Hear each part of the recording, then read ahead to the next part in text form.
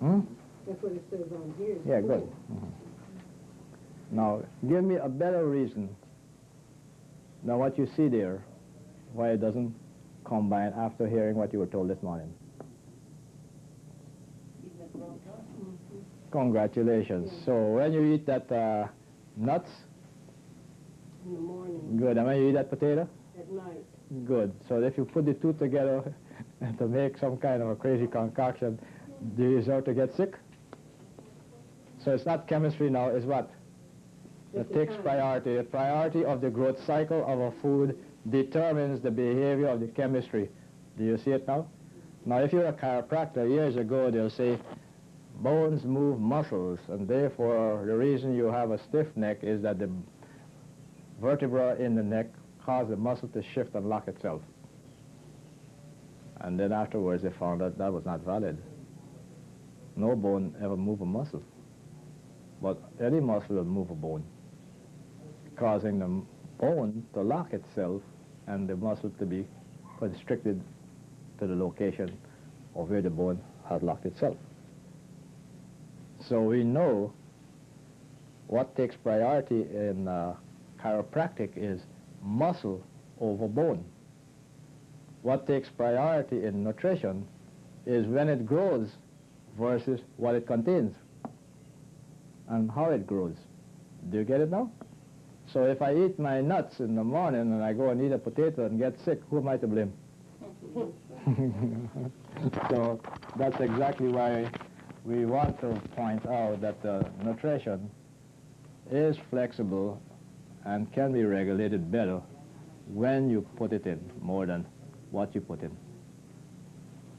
Okay, let's go back to page 2 now with the clock.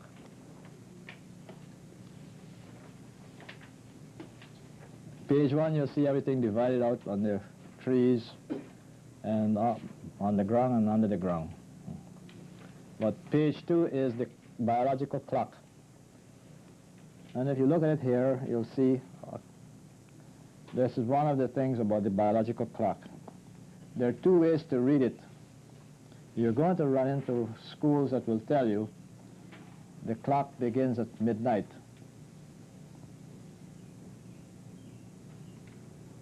I'm not going to say it, no. But I'm going to tell you that to read the clock is to read it from 3 a.m. for one reason. Which takes priority, your liver over your lungs or your lungs over your liver? Lungs first. Look like lungs are first. Oh. In other words, if you don't breathe, you can't live, right? Good. Thank you. At least we know some facts. So we don't read the clock from midnight. We read the clock from 3 a.m. starting with the lungs, and we're going to back it up with a statement made by a brother who said, render unto Caesar what is Caesar and render unto God what is God. You and I know what belongs to Mr. Reagan or Caesar is income tax because we use rental money. The money they rent out to us in the form of circulating it to pay and transport it around, we're entitled to give them some kind of a fund for that. But now, what do we owe God?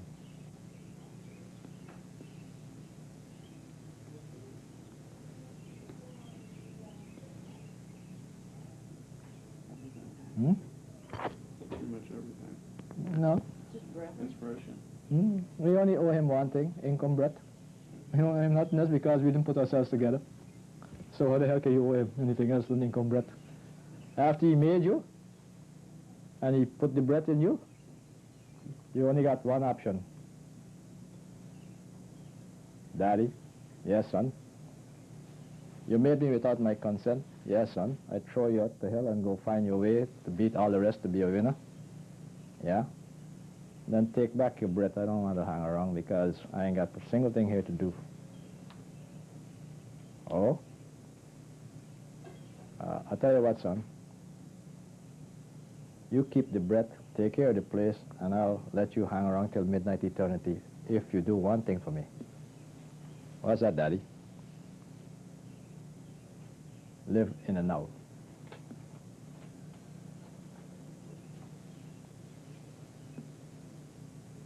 Don't live in yesterday and don't live in tomorrow. And you can have all your breath you want, and hang around on this cosmic universe till midnight eternity, because you are my living heir. You know, living heir? What is the child to the parent? Inherit. Good. Well, where is he going to apply it? Here. Here now, right? Yeah. But you got to know how to talk to Big Daddy so that Daddy says what? It's all yours. Otherwise, you what? You're going to feel left out. So if you know how to talk to Big Daddy, like Brother Jesus says, I am the Father of one, you see me, you see the Father. Was he wrong in saying it? And you couldn't be wrong if you said it either. Because we are all what? The same principle. But we get locked into the fear. Equally true, the only thing that is important about the biological clock is the lungs when we breathe in. And that regulates our health all the time. Even if a doctor is not around, you can save yourself and live on to live. I had to learn it myself too. From 3 a.m. to 5 a.m., and it's 2 hours, you will notice that the clock works on certain organs, working forward this way.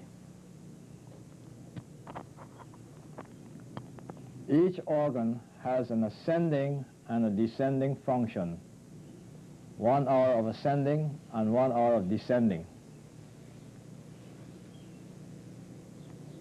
And so from 3 to 4, starting with the odd number, that's the ascending function of the organ. And 4 to 5, starting with the even number, that's the descending function of the organ. Now how you going to check that is this. Every hour it changes from ascending to descending. And if you look at the clock, and we don't read it by daylight saving time, we read it by standard time, because the biological clock doesn't give a hoot about your pocketbook. It has to do with what is set up to do as organs. Now, so if you look at the clock right now, what time you think it is?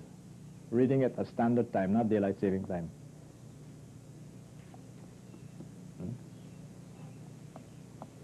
Right now. Right now. 4 o'clock. That's standard time, not daylight saving time. All right. Therefore, you should be starting to go into your left nostril, because that's the descending function of your bladder. Check it out. And this is the way you check it out. You blow the air out of your nostril against the back of your hand, and you tell me which of the 2 ears the strongest one is in, which nostril. One is stronger than the other. Check it out. Blow it out through the nose, and you will find one nostril is stronger than the other. The right one for me. And you say it's 4 o'clock? Or is it going towards 4? Is it 4 yet? Yeah, it's 4. A couple minutes after. How many? About 3 minutes after. What? About 3 minutes after 4 o'clock. 3 minutes after, and you're still in your right nostril? You should be in your left nostril. Anybody who is in his right nostril has 10 minutes yet to go, and he's past the deadline. So check it out. You got 10 minutes if you're still in your right nostril. But if you're already switching over to your left nostril, you're healthy. So check it out. You have 10 minutes, and that's the ratio of the exchange time. If you're still staying in your right nostril and you haven't switched over to the left nostril within the 10 minutes after 4, you'll have a definite breaking down process going on in your body. You're talking just the exhale or exhale and inhale? I'm talking of the blowing out of the air through the nostril to indicate which of the 2 functions is operating in control of the organ. You should be in the left nostril, which is a descending function of your bladder, If you're on time, your body is working on time, and you are going to stay healthy. At 3 o'clock to 4 o'clock, you should be in your right nostril, and at 4 o'clock to 5 o'clock, you should be in the left nostril. If you're 10 minutes late, you have a problem. If you're 10 minutes early, you have a problem. 10 minutes too soon before 4 o'clock and you've already gone over to the left nostril, you're hyper. And you can go check with a doctor and he will check your blood pressure and he says you got high blood pressure. But you never check your pressure on your nose because he never thinks of that. Now if you're 10 minutes slow after 4 o'clock, then he'll say to you, you're hypo. But he'll never check your pressure. But he's checking the blood, and the blood will read too fast, too slow, and that's where he will take it. But you can validate it, you can correct it yourself by checking it right there, blowing it out from the nostril on the hand. And it changes at Every, time at 4 o'clock. every hour it changes. Oh, every hour? Oh, yeah. I've heard it said, I know in the yoga books, that if you didn't switch in 2 hours, you would be, I can't remember the ratio. One would you would be sick, and one would you would be dead if you hadn't changed. Yeah, I'm well aware of it, and I've had to go through all that too, and I'm not going to criticize it. Put it this way, it's insufficient information when it comes to my health in terms of falling off a building and dying and being told you're dead and can't get up. I fell off and I realized 2 hours I'm a dead person. Each hour my nostril was shifting and I didn't know why. But it was shifting fast and slow and I didn't know why. And when I did regulate it and learn it, I came back into my body. But that way, my other brothers there, and all of them, looking at me and said, what do you expect? Did you expect God sitting on the throne waiting for you, fella? You ain't no God sitting here waiting for dead people. But if you want to live, you got the tools, work with it. I said, wait, man, where's the tools? I'm dying here, I'm dying. Well, it's your nose, brother. Your Adano was pretty rough, man. You talk about a guy who really laid down here. Breathe. And I said, thank you, sir, I'm going to breathe. And I pump, and when I really get it going, my buddy, who was a lawyer where the accident took place, by that time the ambulance was coming, and he said, how are you doing? I said, fine, man, I'm all right. By the time the ambulance came and got me to the hospital, I'll tell you this much. If ever you're in an accident and they turn on that siren to get you to a hospital to clear the traffic, you'll be a dead person. The noise of the siren going through your bones, especially if they're broken, will shut your brain down so fast you're going to have a way to survive. So I had to put my finger in my ear, shut out the noise, and feel the vibration of the ambulance taking you right to the hospital. But I was breathing inside my body. And I had to learn a lot of other laws that are not in books. But if you want to regulate the body to stay functional so you're digesting the food, you regulate it by the air through the nostril. The right nostril is the ascending side, it's 1 hour. The left nostril is the descending side, and that's 1 hour. And each organ has a 1 hour differential of right and left, making up 2 hours. So there's a descending and an ascending function to the organ. And there are 12 major organs inside of you, and they have to operate within you, and they regulate reflexology. Like it or not, when you come to reflexology, which you had yesterday, you can never get past the biological clock, because I can touch you in areas in the biological clock, and you may call it a miracle, but there are no miracles. It is knowing when to do things. Knowing when to put that food in is important, but more important, if you don't know when to breathe to regulate the organs, something's going to happen. That lungs is called the God time. You have to regulate it. You know why? If it's going too fast, what do you think will happen to your colon? See the next organ?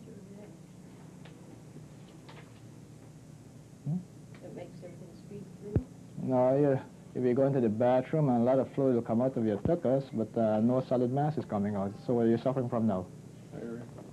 Diarrhea. Oh, interesting name, eh? Diarrhea. Diarrhea. You're ready to die because it's the worst type of constipation there is. It's more deadly than constipation. It's better to have constipation than have diarrhea because you're going too fast. Now, if you're going too slow, then the dead waste isn't coming out and then you'll bloat. So, if you don't regulate the breathing in the morning before you put your food into your stomach and you're eating with a clogged colon, you are living to die. And I'm not going to joke about it. I've been there myself. You better get your breathing straightened out in the morning and do it yourself and regulate the elimination, because from 5 to 7, the Chinese people in their country is doing something called Tai Chi. In this part of the world, they think it's this. Yes, it's something like that, but not to prove more to you. In India, somebody is sitting down like this between 3 o'clock to 5 o'clock in the morning.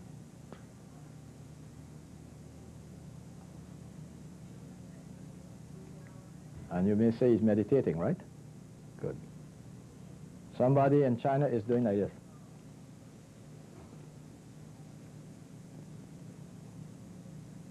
And you may say he's doing what? Buddhistic meditation or celestial exercise? Don't kid yourself.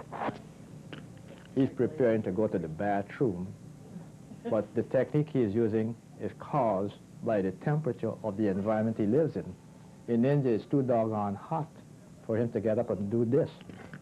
So he sits down like this, getting that anus ready to go to the bathroom by constricting the ascending and descending functions of the colon through respiration, so that when he does sit down, he's going to have a healthy bowel movement. Now, the Chinese guy, his place is a little too cold, so what he does? He got to keep moving, because why? He's going to freeze up if he sits down too long. So he gets ready. By the time he heads for that bathroom, whoo, it goes. But that's exactly what they're doing, because they're getting that colon ready to empty the dead waste what they ate the night before. Now, in India, very few eat supper that live in the ashrams. You go to any ashram, they don't give you much supper because they give you a breakfast and a lunch, so that you don't have too much problems at night. And next day it's more easy because they have the problem with the weather. But now from 5 o'clock to 7 o'clock, you should be heading to your bathroom to have a bowel movement. And if you are healthy and you're on time, you'll be doing the bathroom movement. But if you don't have a bowel movement before you eat your breakfast from 7 to 9, you're going to clog up because you got to get ready to go to work, right? So from 7 to 9, you're going to eat your breakfast. If you eat your fruits and nuts, and your digestive tract is going to work, and you're going to be on time.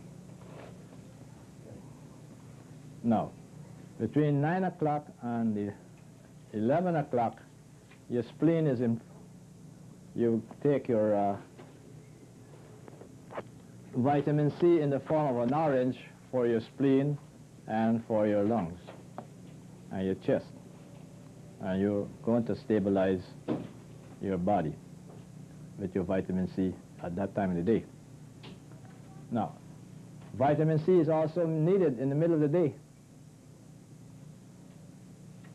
The best one comes in tomato, because a tomato, no matter how you cook it, you never destroy the vitamin C. But if you cook an orange and burn right through the inside, you'll destroy the vitamin C. So you only can warm up the orange from outside to a certain time in the water and cut it open and use it. And the tomato, you can cook it all the way through till it mush. It will never destroy the vitamin C. Now, nature provides another source of vitamin C in the form of an alcohol. That's in a cactus called tequila. in a potato called vodka. It's a strange thing that when these substances are fermented, vitamin C appears, but they are primarily for a problem in the anal region and in the colon region, known as amoebic dysentery, because there is no way to correct that problem without vitamin C, but it must be in an alcoholic base.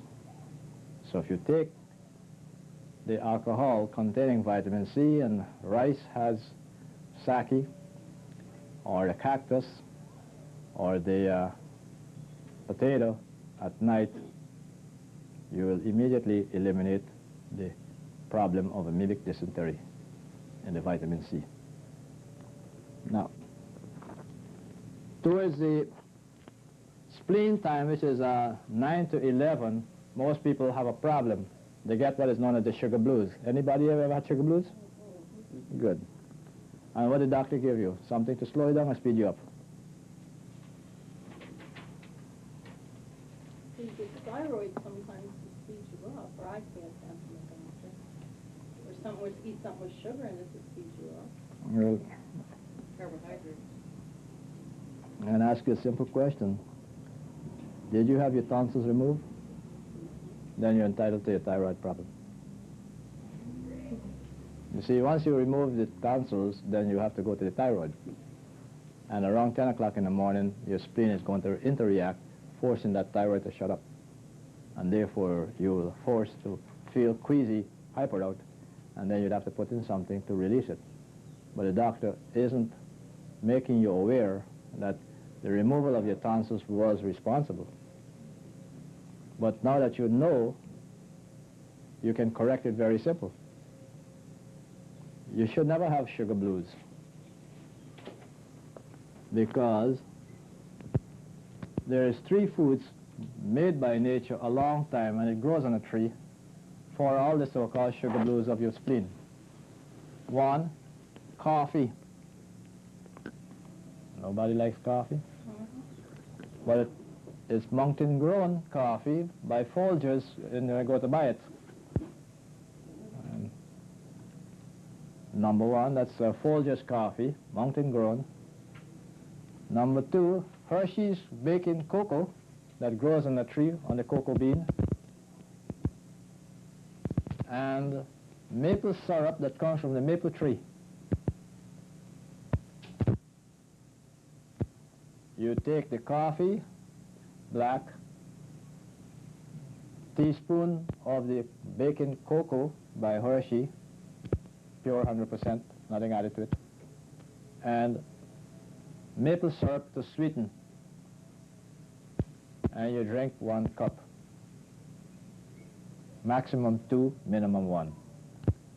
You'll never have the sugar blues. 2 things will start happening to you.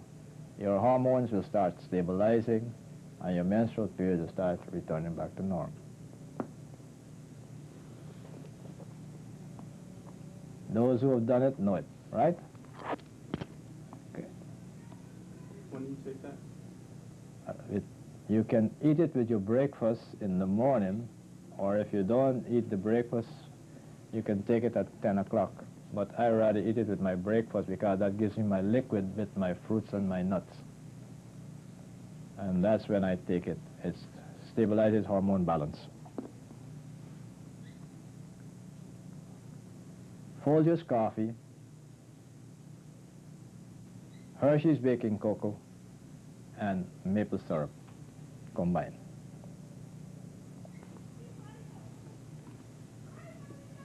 The next thing you need now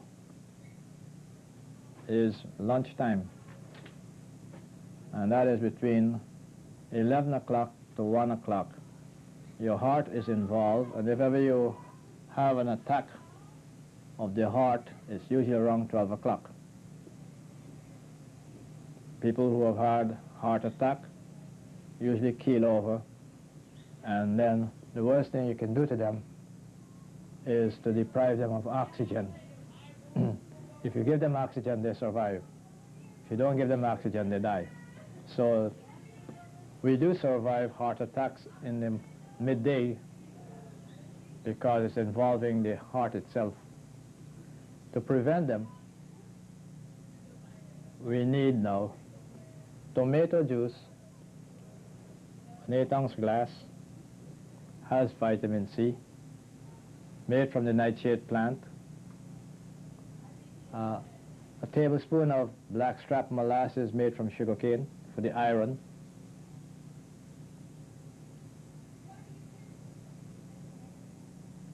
and if you can find body toddy containing trace minerals in it, fine. If not, the combination of the tomato juice and the blackstrap molasses will keep the heart functioning to prevent it from heart attacks.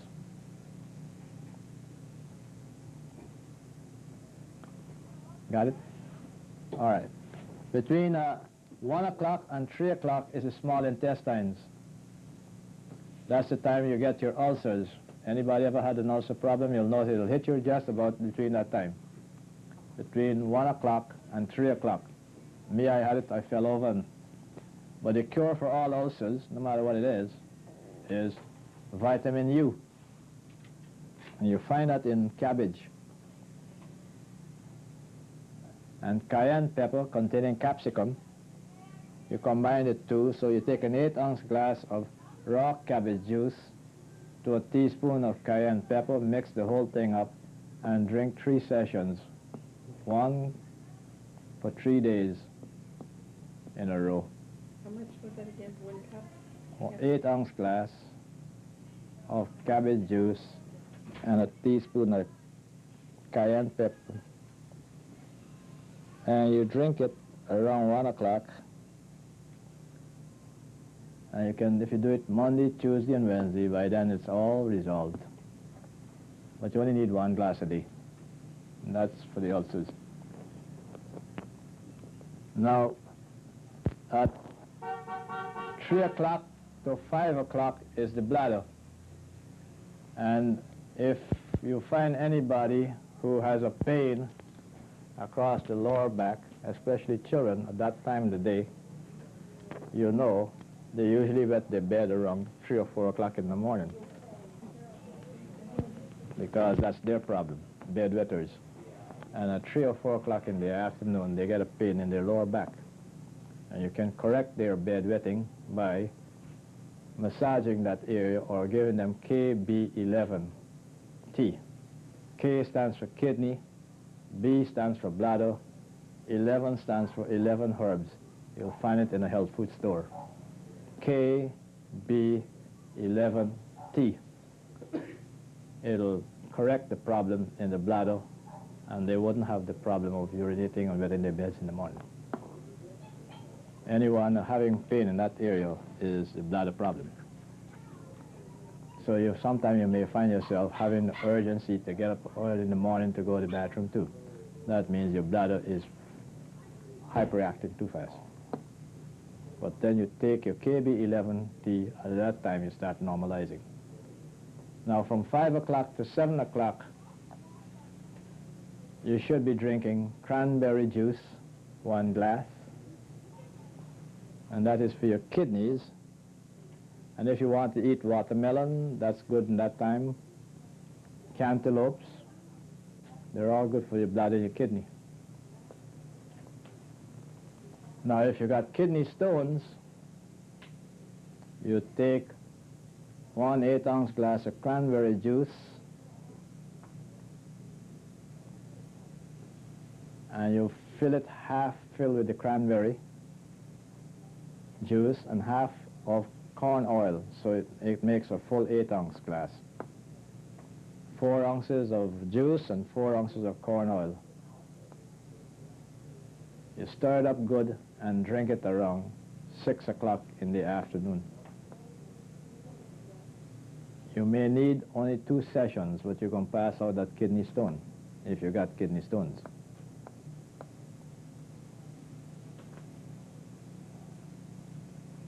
People who eat a lot of turnip greens, mustard greens, and chitlings at night usually have kidney stones, and that's one of the problems in certain cultures. They eat it at the wrong time. if you eat the chitling, which is a pig, in the middle of the day with the mustard greens or the turnip greens, you will never get the problem. But once you eat it late, and most people, they work in the daytime, their wives are working, by the time they come home to have a meal, the only time they can do it is nighttime, so they usually end up with the kidney stones.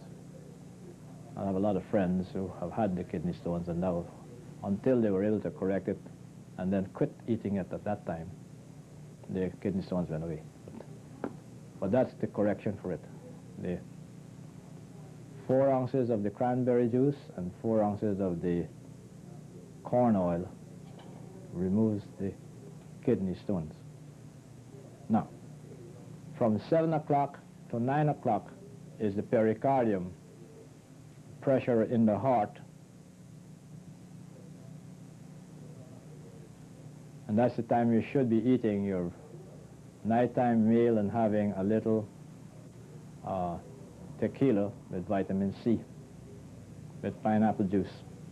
If you're going to take any kind of use of vitamin C in an alcohol base, that's the time to use it between 7 and 9. You only need 1 glass, it's not much, but it's a stabilizer for the pericardium. Now, 9 o'clock to 11 o'clock is your thyroid, but you should be eating some kind of a seaweed at night, or any sea vegetation, or for the actual iodine. And if you don't put in iodine at night in your diet, you can get a problem with your thyroid. And there is one of the problems of aging process, because zinc and iodine are essential for the body at night. Now, from 11 o'clock to 1 o'clock, if you get a pain in your right back on this side here, right under this part of the rib cage, and a pressure right on this left side of your chest, 2 things going to happen to you. You're going to fall over, and you're going to roll in pain. The chances are you may survive the incident, or you may not survive the incident. Now, anybody who has had that kind of a problem, and I can vouch for it because I had it, knows that the gallbladder is involved, and you had a gallbladder attack. And very few people survive a gallbladder attack. I'm very thankful that I survived mine. Those that don't survive it, by the time they get medical aid and an ambulance comes to carry them to the hospital, they usually arrive at the hospital labeled DOA. You know what is DOA? Good. Gallbladder killed them. And when they cut them open, perform the autopsy, they find the gallstones right there that killed them. In my case, I was fortunate. I fell off the building there in my room with the big pressure in my gallstones, and I rolled over, but I knew it was the gallbladder, and so I did certain techniques of breathing, and I went and locked the body down and kept my consciousness going till morning. And the pain subsided, then I went to the doctor. And the doctor examined me, says, you better get back to a hospital and have surgery because you got a gallstone problem. So I flew back to Texas, and the company that I was working for, when the doctor told me that I had the gallstones and they're going to remove it, I didn't want no surgery. I wanted to do it my way.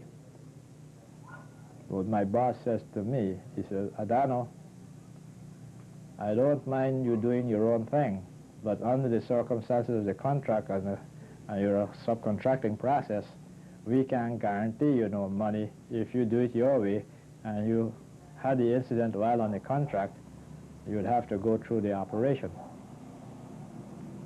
And I looked and I said, okay, if that's the car's going to crumble or fall, I can go through it. And so I said to my mind, I said, well, I'm not fighting the issue, I'm going to go through it. If whatever is going to be beneficial to my highest good is going to materialize.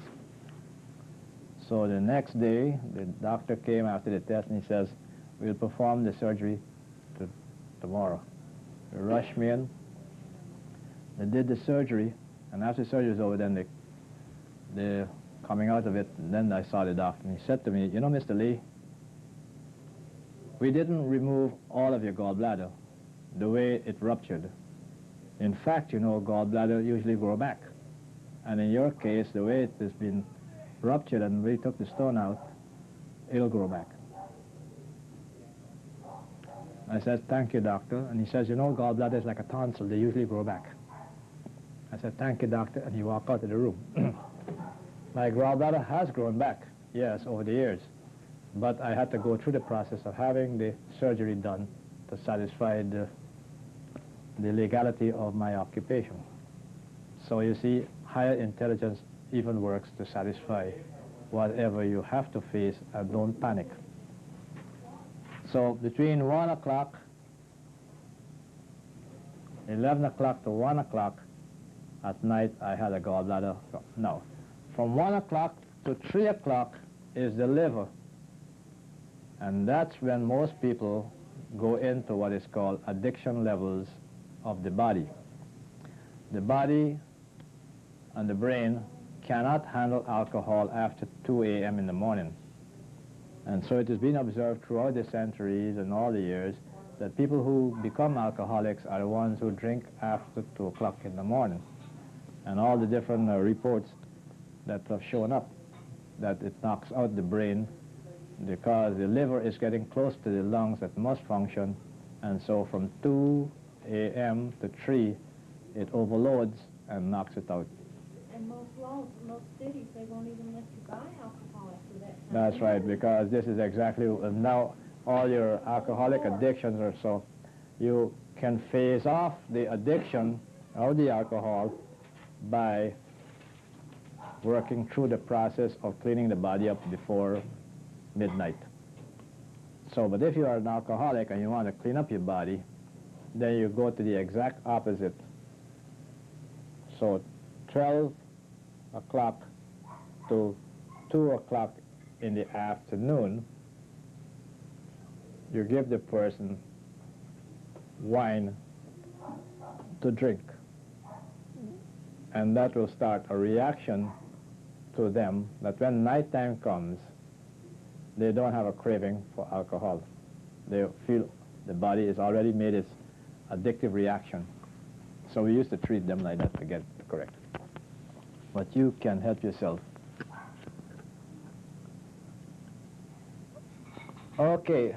You Yeah. mentioned the lung meridian at 3 o'clock. What suggestions would you make then for asthma, for wheezing, to deal with the lung meridian? Your lungs having an asthmatic condition is retaining, which would you think it will retain? Liquid, air, or residue? Which do you think is retaining in the lungs that has an asthmatic condition? Now, you know what asthmatic condition is caused by?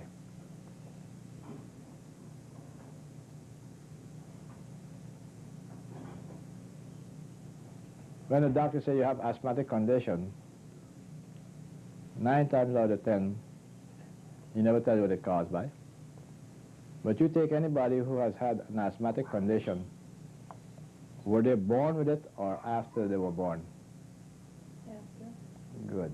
Now, when does it first show up? In the first 2 years of their life? Or when? Mine did. Good. Are you the first child? Good. Enjoy your asthma. I'm not being cynical. I'm just pointing out a fact that how we live in this society creates the children with the illness. Your parent didn't want to be pregnant, but they got pregnant unexpected, and the father realized it was too much of a burden right away, and the argument built up in the mother. So her breathing respiratory function began to shut down under the stress. You came in under those circumstances because that was your opportunity to bring love into your life and their life. So it isn't that you didn't have the opportunity, it was because your consciousness chose to work with that limitation in order to be able to recognize the difference between living to die and living to live today. Therefore, you chose that particular avenue to come in. Now that you recognize how you came in, you have the option of reversing the thought pattern. Do you have brothers and sisters? Good. 6 years younger brother. What's the age difference between you and the younger brother? 6 years. During that time, did your folks ever move? They moved when I was 2. I lived there till I got married. You're validating the real causes of asthmatic conditions. They are caused by traumas and the rejection to acceptance of pregnancy. Because respiration has to do with what?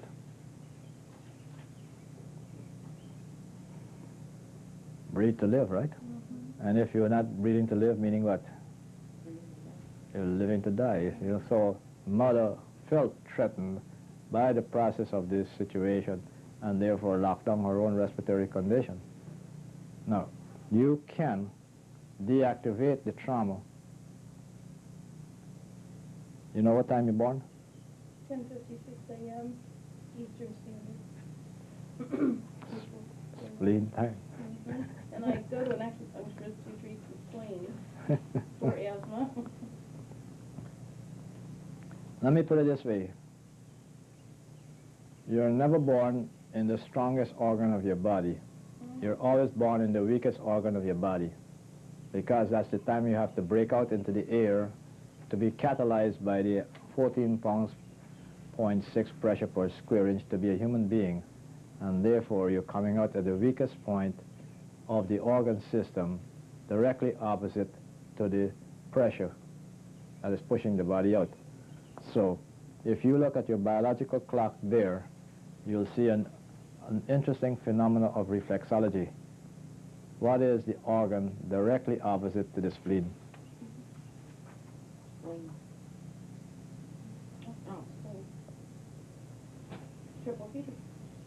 Which is your thyroid, and which is where your tonsils are involved.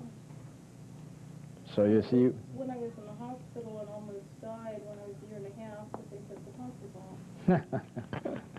overpressurization of the thyroid in the womb as a fetus and the rejection pattern of not wanting to have a baby that time due to the fact that the lifestyle might not compensate enough to pay for it, it locked you down and therefore you went through. Now you can do two things. The asthmatic condition bothers you? Good.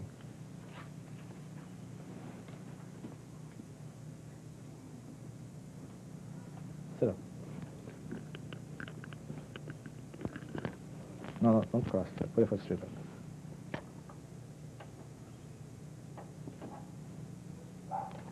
What I want you to do is yawn. Yeah, your thyroid and all these muscles are locked down. Oh my gosh. Chronic neck problem. Yeah, it's locked. Try and yawn. Yeah, it's locked very much. Yeah, keep yawning. No. Yeah. Look at your toes and tell me which one tends to pull down. Big toe. Hmm? Big toe. Yeah. And the right foot, right? Uh-huh. Good. It's all right. Once you're understanding what is happening, it's no problem. The right side is your mother's side. The big toe is the anguish of the hostility to face the life pattern. Go ahead and yawn, because that's how you get rid of the carbon dioxide and you release the stress. Keep yawning.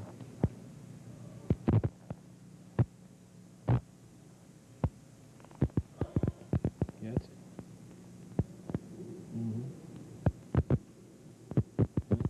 That's it. Yawn.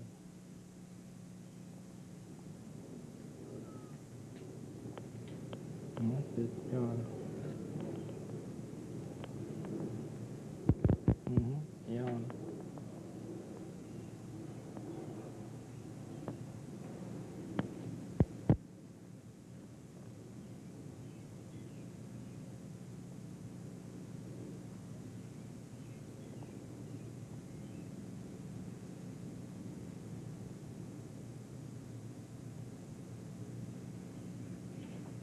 That's it. Yawn.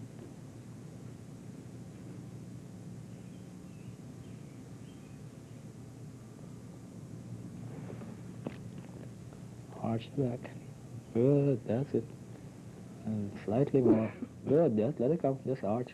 That's it. Just breaking up the mucus now. Just let it come. That's it, let it come. Good. Get a tissue. That's it, let it come.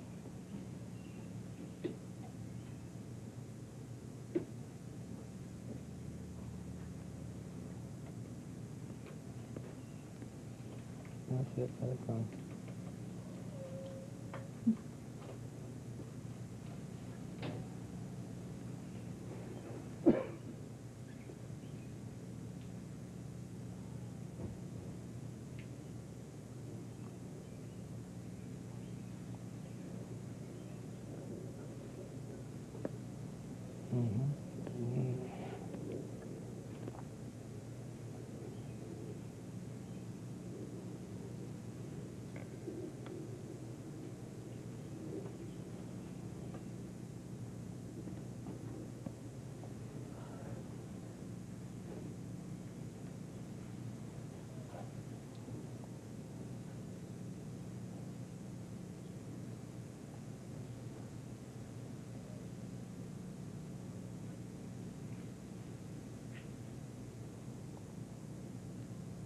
That's it, down.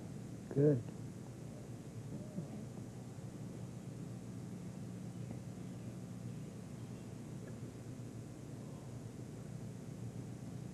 Good, yawn. Good. That's it. That's it, yawn. That's it.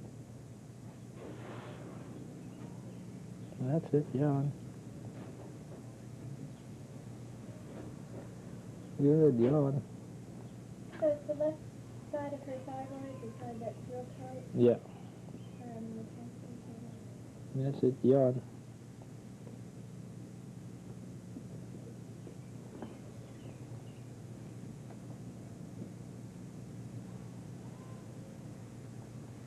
Actually, what are you doing? Just working on reflex points, or?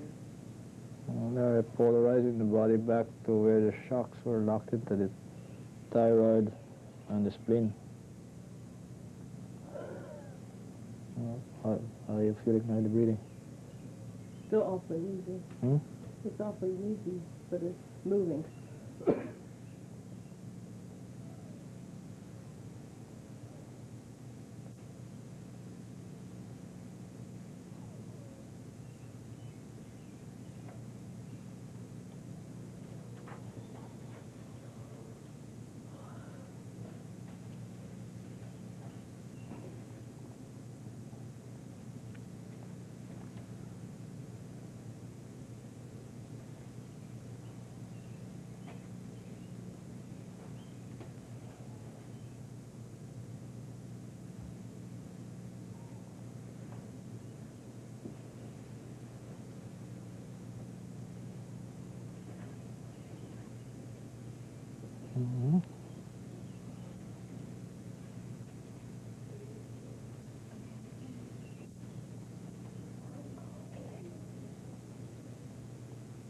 Yeah.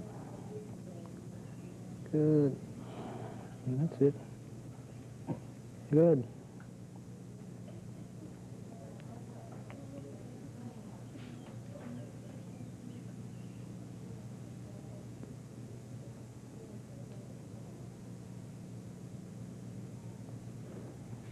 Now arch your back.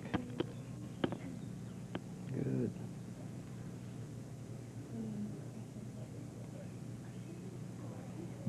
That's it.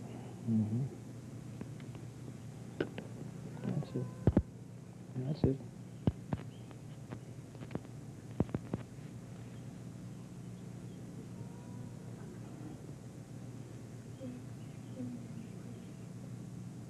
Good. Yawn.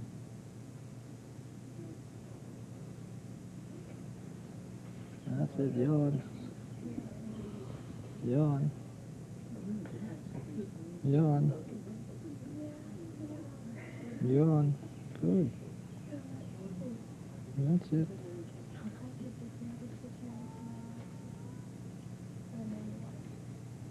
Oh, I can take it out. Oh, you want to see it?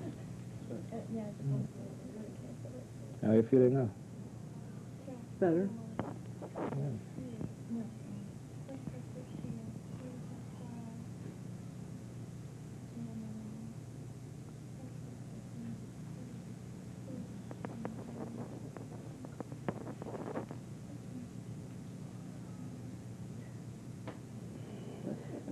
Hmm? That's real tender there. Yeah.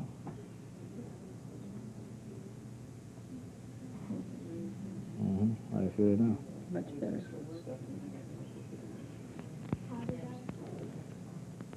You need some work on you, lady, but that's where your heart feels now. I thought the right side was the masculine, left side was the feminine. The other way around? Is that in Oriental medicine or is it the other way? They have all type of labels, but I don't criticize it because I know what they're saying to themselves. The right side is male, and the left side is female, and the right side is female, and the left side is male. But you see, you never ask why. For some people, the right side is male and the left side is female, and that's the end of their conversation. And I'm saying the left side is male, and the right side is female, the right side is male, and the left side is female. What am I saying? Congratulations. You aren't talking front and back, you only talk in the front. How does this inner circle relate to the outer circle? This is reflexology. Yesterday you were exposed to reflexology. Right. Now, you have a problem in her spleen. The pressure is in her thyroid. And therefore she would suffer from the problem she's suffering. So to go and cut out her spleen is a waste of time. And she born in the spleen, it's the weakest organ, and all the pressure is locked up into the thyroid, and then she had to have the tonsils removed. That's where the pressure was in the first place. But the pressure didn't come from you, it came from your mother, trapped to the idea she's pregnant and can't handle the pregnancy. So she locked down on her own ovum pattern. She had thyroid problems all her life. It's everything I had that she had was just accepted as normal. Her So with Ian, his birth was 5:55 p.m., which is the kidney large intestine, so that's a shock time. So that's it's the red food. Yeah. He has that red, and he loves watermelon. If you get watermelon in him in that time, he will take the whole thing. Okay. Nobody gets any of it. You'll see after a while the nutrition and the reflexology all integrate in the end because they can't separate from themselves. You don't know the time of birth. Is there a way that that can be determined based on physical problems, or? It's very easy to determine the time of birth. Come. No, this body doesn't lie. Resist me. Don't make me push you on them. All right. Were you born between midnight and midday? Resist. Were you born from midday to midnight? Resist. All right. Between 6 p.m., resist. Between 12 to 6, resist. Between 6 to 12 p.m. All right. From 7 o'clock, 8 o'clock, 9 o'clock, 10, 11, 12, between 11:30, between 6:30 in the evening, 6:30. In the evening? So that tells you you're in the descending function of the kidney. Now, how is your bowel movements? On and off, right? Mm-hmm. Yeah. That's where your pressure is. But you have to watch your ingestion pattern to compensate for the fact that being born in the kidney, but you have an advantage of the kidney. Kidney are two organs. They're two kidneys, not one. So you're born in the transition of one to the other. So they are compensatory to you. And so your large intestine would have to make up. Name me a food that you find over the years aggravate you. Onions, When was the first time you had them? probably when I was about 6, All right. What time of the day they serve it to you? evening. Fry or boil or bake? Fried. Yeah. All right, that's what you do. Okay.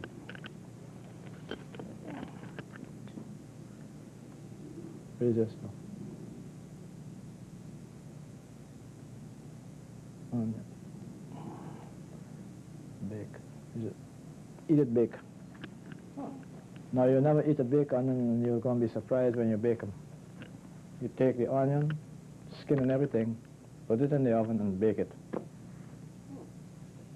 And give yourself a surprise. You'll satisfy your sweet tooth.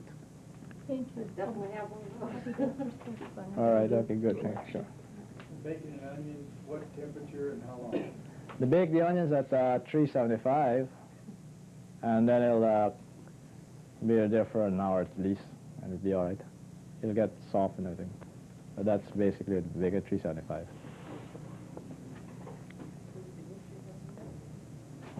You know the three types of onions, the purple, the white, and the brown.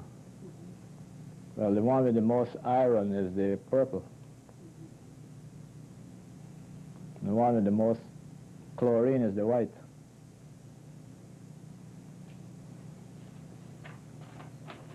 And the one with the most zinc is the brown. But they all burn your eyes. When's a good time to take, ingest zinc? Zinc, you have it in 3 light frames, so it's not a best time. There are 3, but the actual assigned spectrum time is evening, because that's exactly where zinc is in the spectrum of the blue. And so that's a nighttime food. But you can have zinc in the morning. There are foods that contain zinc in the morning. Yeah, and you have it in the lunchtime, and then you have it at nighttime. But in essence, for the spectrum pattern, which is actually your pericardium, that's where you want it for, the zinc in the pericardium area. And so you take it in the evening and you seafood. Seafood has iodine. Yeah, it has iodine too. They go together, zinc and iodine. Mostly the seafood at night is ideal. But you have it in the morning in your banana, or you can have it in your Brazil nut. And in the middle of the day, you can have it in your sesame seed. It's in sesame seeds. But you need zinc for vitamin A. You don't absorb vitamin A without zinc properly. The two have to be together. The core of vitamin A is zinc. So if you don't put in vitamin A with zinc, you don't absorb zinc. It just passes through your system.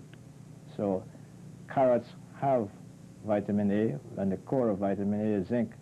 So if you eat a carrot and a piece of seaweed, where does seaweed grow? In water. Where do carrots grow? Under the ground. Perfect combination, right? Nighttime food. So if you make yourself carrots, seaweed, mushroom, water chestnuts, and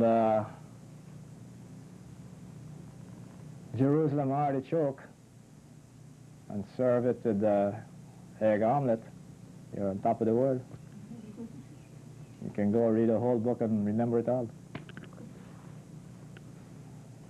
But you see, you got to experiment yourself to satisfy your own curiosity. And at the same time, you have your inositol there, and you have your lecithin for you. And then you can have your Cola or ginseng. Dr. Cola.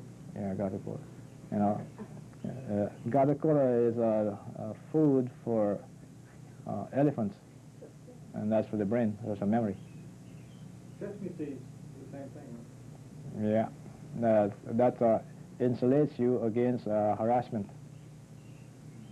Now, suppose somebody wants to harass you and you don't want to respond and blow their cool, just keep popping in sesame seeds in your mouth.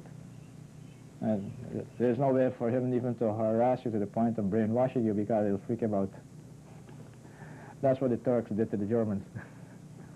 When they tried to harass them during the last war, they were popping in sesame seeds. Sesame seeds. I know, what does it have? It has a tryptophan. Insulates you? Huh? A tryptophan. It insulates the brain against harassment. What would be an evening food that would insulate the brain against harassment? Seaweed and your ginseng. You got Cola. What was that last? Ginseng. What was the one before that? Gatu Cola. Oh, nice. You know Gatu Cola? Yeah, you can get it in cheese, too. You go to a health food store and they're bringing it from India or China into this country and making a buck with it.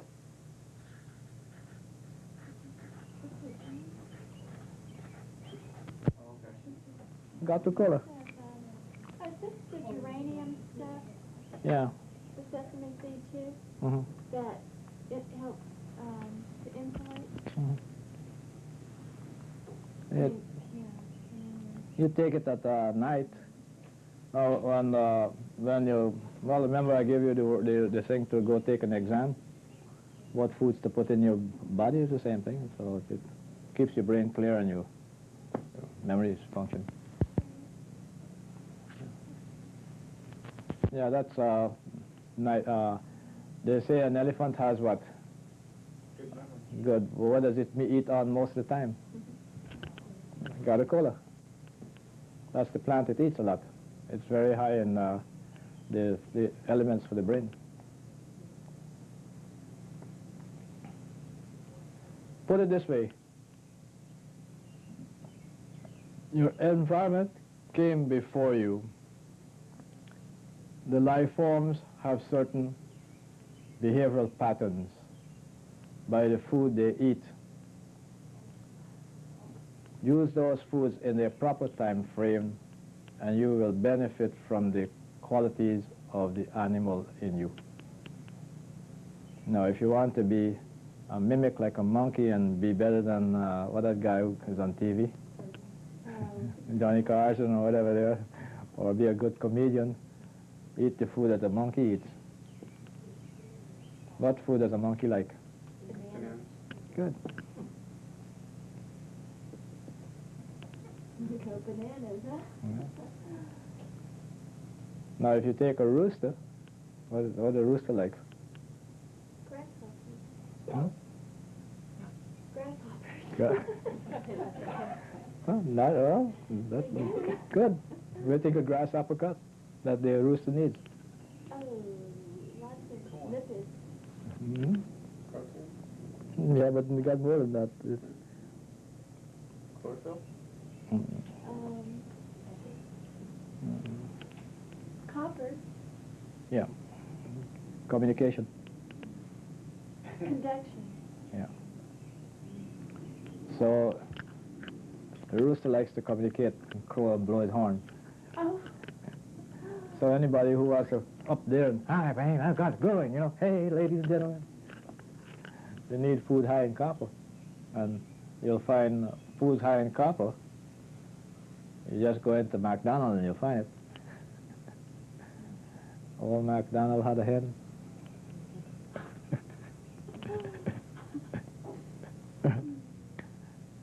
Oh, thank you. Do you do experiments on animals?